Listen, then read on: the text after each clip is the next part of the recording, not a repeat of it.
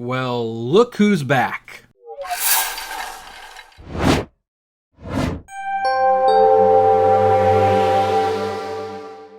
Hey everyone, this is Kevin the Apptrepreneur. It has been a hot minute on this channel. And yeah, I know I've done a couple live streams on the iCritic site that I also streamed over here, but it's been a while since I have made an honest I am out of touch. It's been so long since I've made an honest to God video for the Apptrepreneur channel. Because I pretty much wanted to give up on this channel and my audience left, and you know what, I kind of decided I miss making videos and I'm gonna make videos. What is this channel gonna be about? What kind of videos am I gonna make? I don't know, but I'm feeling optimistic. So optimistic, I'm even wearing a Mario beanie. Why? Because the Super Mario Brothers movie is coming out, and I'm kind of optimistic that that's gonna be pretty good. So anyway, that's what we're here. Let's buckle up and let's start with a controversial topic, one that could quote unquote get me canceled. So I don't know if you're aware, but I like playing video games. Now you probably are aware because I've done some live streams. I don't think live streaming with video games is necessarily for me. Who knows? Maybe someday, but not right now. I'm also a big Harry Potter fan. And you might also know that during the heyday of this channel's existence, I was nicknamed the Failed Journalist. Now, that was incorrect for a number of reasons, not the least of which is I actually do write for publications, and I get paid to write for publications. Not enough that I can't have another job, but, you know, I do. But the name kind of stuck. I temporarily renamed another channel the Failed Journalist before I decided to pivot from that. But the thing is, there are real failed journalists in the world, and they write articles that have poor arguments. They don't seem to understand what's going on with situations, and I thought, what the heck? Let's do some of those. We can call this failed journalists, or failed journalism. I don't know, something like that. Maybe it'll become a feature. I don't know. If you want to see it happen, comment below. And I figured we'd start with a site that I love to read, only because the site is consistently awful. It's called The Mary Sue. Now, this is a website that, to my knowledge, has an entire female writing staff that is all very activist, very extreme feminist, extreme woke. And let me say right from the get-go that I actually have no issue that it's all female. I actually think that's great. I think there should be gaming and entertainment sites that have a primarily a female point of view. I don't necessarily mind that they're activists. You know what? If you believe in something, you fight for it. But the Mary Sue seems to not only pick fights that are woefully misguided, they tend to be sore losers when what they predict or what they call for does not come to pass. And very few articles actually state that as, or not state that, but portray that as well as this article. Players are already abandoning the game they fought so hard to justify. And there are so many things wrong with that title just from the get-go, not the least of which is you don't have to justify buying a game. You really don't. You either want to buy the game or you don't want to buy the game. Now, there is some context that we need to share with this. This article is about a game called Hogwarts Express, which is a Harry Potter game. And Harry Potter's author, J.K. Rowling, has made some statements that, to be blunt, have made a lot of people unhappy. And as a result, there were calls to boycott this game. Now, spoiler alert, that did not work. In fact, it's one of the best-selling games of the year, and it will probably remain one of the best-selling games of the year. There's already a sequel being planned. In fact, there's even rumors that this game was so successful that Warner Brothers is planning an HBO Max TV series, one that I personally hope is animated. So needless to say, the boycott that people like the Mary Sue or sites like the Mary Sue were calling for did not work. And when you see articles like this, it's pretty clear that they are feeling sour grapes about the whole thing. So let's look at this article and find out exactly how wrong they are about this whole situation. And if you hear the chinchilla on the side, I apologize. Some things never change. Despite what felt like an ongoing war between transgender people and their allies asking gamers to boycott Harry Potter Legacy, and the thousands of people buying, playing, and streaming the game anyway, it seems like the initial hype has completely died off. Okay.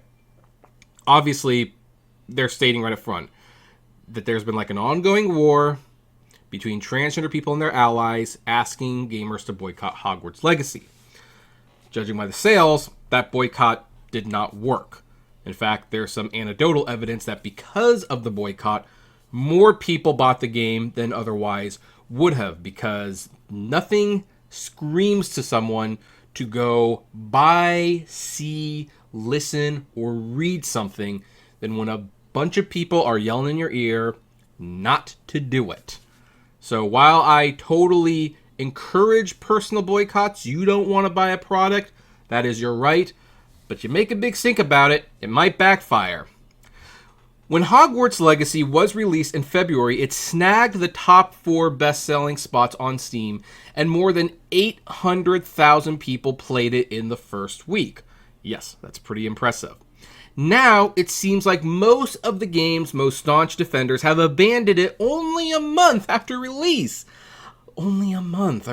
Last week, Twitch partner Daydreamer Dan highlighted the fact that the number of active Hogwarts Legacy players has dropped from nearly 700,000 to 75,000, with Twitch viewership dropping from 1.12 million to just 16,000. Okay, first of all, if, Hogwarts players have stopped playing to the point where it was like 900,000 to 75,000, that is what's going to cause the Twitch viewership to drop from 1.2 million to just 16,000. Makes sense, right? Less people are streaming the game, therefore, less people are watching it on Twitch. Does this mean anything? Well, maybe not. I mean, they're going to make it sound like it is, but let's continue, because there's a key thing that they're not really being upfront about right now. So here's a tweet from Daydreamer Jan. I'm not transphobic, I just want to live in Hogwarts. Damn, Harry had to live there for like 7 years and 90% of y'all couldn't even do 2 months, LOL. Again, he's missing a very big point, but let's continue. According to Twitch analytics and statistics like Sully Gnome, streamers and viewers continue to leave the game behind. Only 25.3% of Steam players have completed the game's main storyline and received the achievement The Hero of Hogwarts, a feat that reportedly takes just 20 to 30 hours. Well, you know what? Some people don't finish games right away. I don't know what the point they're trying to make. I mean, here's the thing. Do you know how many people have actually finished Grand Theft Auto 5? Not a lot, because it's a really big game. And they're also kind of being a little mischievous here, because yeah, in 20 to 30 hours you could complete the game. But that being said, if you want to do everything, that can take a lot longer. That can take 70 to 80 hours. So not only that, but they are just basing this off Steam. They're not taking into account PlayStation, Xbox. Is it on Switch yet? I don't think it's on Switch yet, but let's continue. By comparison, last year's Elden Ring takes approximately 3 times as long to complete the main story, but Twitch analytics show a far slower decline for both streams and viewers. Between 13 and 27% of Steam players have received achievements for one of its 3 endings. 13 to 27%? That's not too far off from the 25.3% of Hogwarts Legacy. And here's the thing. Elden Ring has been out a heck of a lot longer. So what's their point? Elden Ring is one of several first-person RPGs cited by Hogwarts Legacy defenders on Twitter who claim a low completion rate isn't exclusive to the Potter title.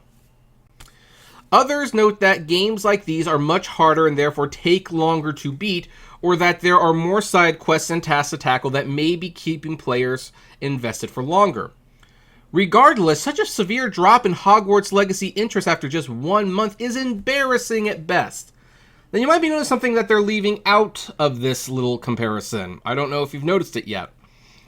They're not actually sharing what the statistics of Elden Ring's decline was after the first month, which was not as steep, granted, but I believe it was pretty close.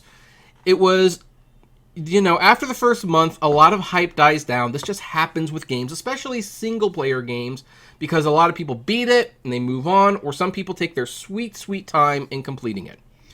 Prior to the release of Hogwarts Legacy, many called for a boycott due to Harry Potter author J.K. Rowling's anti-transgender comments, as well as rampant in-game anti-Semitism. There is no anti-Semitism in the game. At least none that I've played. I've logged about 20 so hours into it. I'm still playing it. I still intend to complete it, but I so far see no anti-Semitism. I know some people mentioned the goblins. You know what? The goblins look like goblins have always been described. Pointy ears, pointy nose, super, super short. I don't know anyone in real life who has pointy ears and are super, super short. Some people might have a pointy nose, but, you know, no judgment here. This request was predictably met with resistance from those who desired to run around a virtual Hogwarts casting spells, apparently took precedent over real people's lives, with many claiming that they want to support the game's developers, but that also went sideways. Well, so here's the thing. I don't want to get into this part too much, but basically what they were implying, as one of their pleas to get you to boycott, like, real trans people's lives are in danger and you're supporting the harm of trans people if you buy this game. That is not true. I know that's not true. You know how I know? Because my landlord is an election denier. He believes that the election was stolen and that Donald Trump should have been the winner. And I strongly disagree with that. The election was not stolen. It was very fair and square. And yet he believes that. Now, am I going to stop renting from him because he believes that? No. I like this place. I am very happy living here for all these years. But that goes to show that, yeah, he has an idea that I don't agree with. I'm giving him money because I need a place to live, and I happen to like this place. People wanting to play a video game does not mean that they are against certain people, and the money isn't going towards actual anti-trans causes. These people are just crazy. It seems the allure of Hogwarts doesn't stand the test of time after all. Perhaps other fancy RPGs that don't put money into the pockets of a would be better investment. Excuse me, did we miss the fact that it was one of the most successful games of the year? Like, here's the thing. It's a single-player game. This is not a live service game. A live service game like Disney Dreamscape, which I'm playing right now. I admit, I'm a Disney fan. Games like that and Multiverse, which is closing because of a lack of people playing it, need people to constantly play it to fuel the add-ons, the DLC, everything. Hogwarts Legacy is a single-player game. It was always designed to end, and it was one of those games that was designed to have a shelf life. It is one of the most successful games of the year. They made a ton of money on this game, and they are going to continue making money. And I bet you the sequel will be bigger. I bet you when Christmas comes around, it's on sale. People who miss it the first time, they will buy it. This is the writer basically trying to scrap for a victory. And this is what they've all been doing.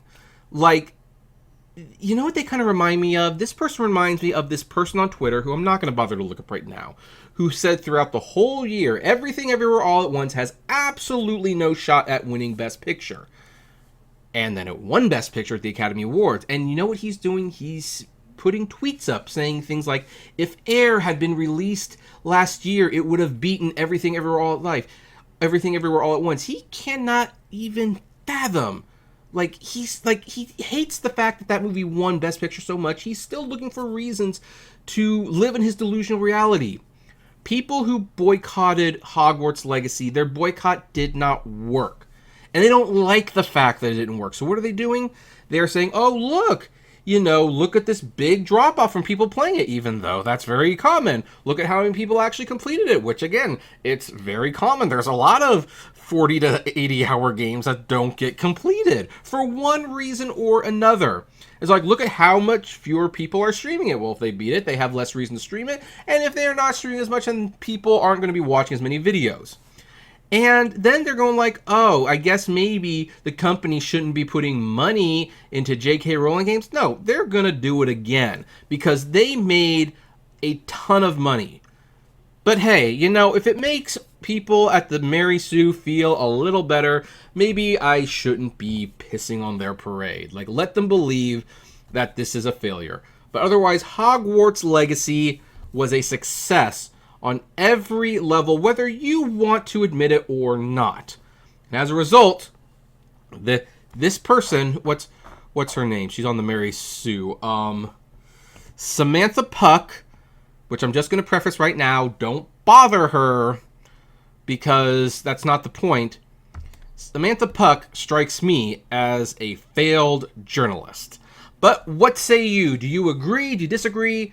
What do you think of the return? And would you like to see more videos like this if I even still have yours out there? Let me know, comment below, like, favorite, share, subscribe, and as always, flame responsibly. Have a good one. God, it feels good to be back.